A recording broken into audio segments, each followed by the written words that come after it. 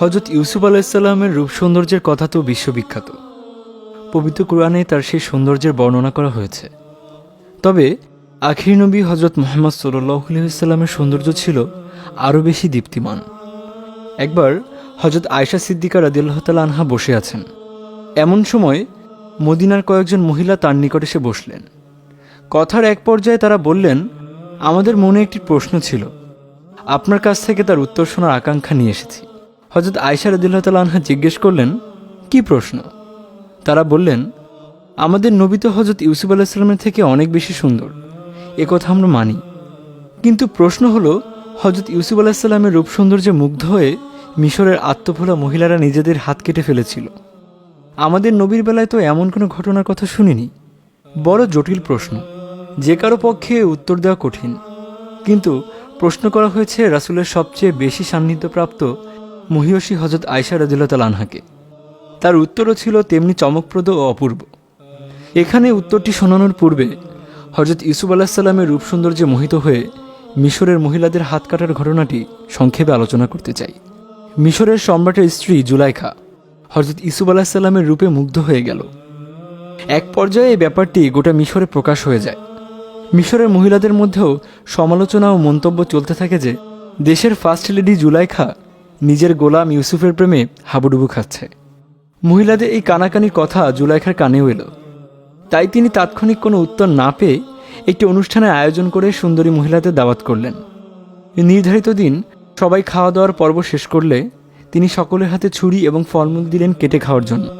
মহিলারা ফল কাটা শুরু করা মাত্র তিনি হযরত ইউসুফ আলাইহিস সালামকে বললেন বের হয়ে সকলের সামনে দিয়ে হেঁটে যাওয়ার জন্য। হযরত ইউসুফ আলাইহিস সালাম ফল কাটায় মগ্ন মহিলাদের মাঝখান দিয়ে একবার হেঁটে গেলেন। তখন তারা তার রূপ সৌন্দর্য অবলোকন করে ফল কাটার কথা ভুলে গিয়ে সবাই নিজেদের হাত কেটে ফেলল। তার অপার সৌন্দর্যে অভিভূত হয়ে অবাক বিস্ময়ে বলে উঠল, এ কি আশ্চর্য রূপ! এ তো মানুষ নয়, ফেরেশতা। তখন মোক্ষম সুযোগ পেয়ে জুলাইখা মহিলাদের লক্ষ্য করে বললেন, কি ব্যাপার, একবার দেখেই তোমাদের এই অবস্থা? আর আমি দিনের পর দিন তাকে চোখের সামনে দেখছি। সে আমার মহলে সর্বক্ষণ অবস্থান করে। এর ব্যাপারেই তোমরা আমাকে তিরস্কার করছিলে। এই ঘটনার অবতারণা করেই মদিনার মহিলারা হযরত আয়েশা রাদিয়াল্লাহু তাআলা আনহাকে প্রশ্ন করেছিল।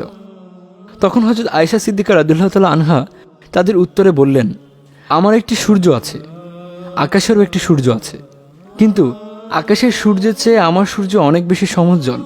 কারণ পৃথিবীর সূর্য উদিত হয় ফজরের পর, আর আমার সূর্য দীপ্তিমান হয় ঈশার পর থেকে। আমার সূর্যের আলো এত বেশি প্রস্ফুটিত হয় যে রাতের অন্ধকারেও যদি আমার সুই হারিয়ে যায় তাহলে আমার বাতি জ্বালানোর প্রয়োজন হয় না। তার নূরের ঝলকে আমি সুই খুঁজে পাই। তোমরা ঠিকই বলেছ, হযরত ইউসুফ আলাইহিস সালামের জন্য মিশরের মহিলারা হাত কেটেছিল, আমার নবীর জন্য কেউ হাত কাটেনি। তবে জেনে রাখো, জুলাইখার বান্ধবীরা যদি আমার স্বামীর চেহারার সামান্য ঝলকও দেখত তাহলে তারা হাত কাটত না, বরং কলিজায় ছুরি চালিয়ে দিত। সুবহানাল্লাহ! হযরত মুহাম্মদ সাল্লাল্লাহু আলাইহি সাল্লামের জন্য সাহাবায়ে কিরাম কলিজা দেননি? এখনই কি কলিজা দেওয়ার জন্য লোক নেই? আছে, নিশ্চয়ই আছে। আজও এমন মানুষ আছে যারা অকাতরে নবীর ইজ্জত রক্ষার খাতিরে জান বিলিয়ে দিতে সামান্য কুণ্ঠাবোধ করবে না। জীবনের চেয়ে নবীর জন্য জীবন বিলিয়ে দিতেই তারা বেশি উদগ্রীব। সুবহানাল্লাহ!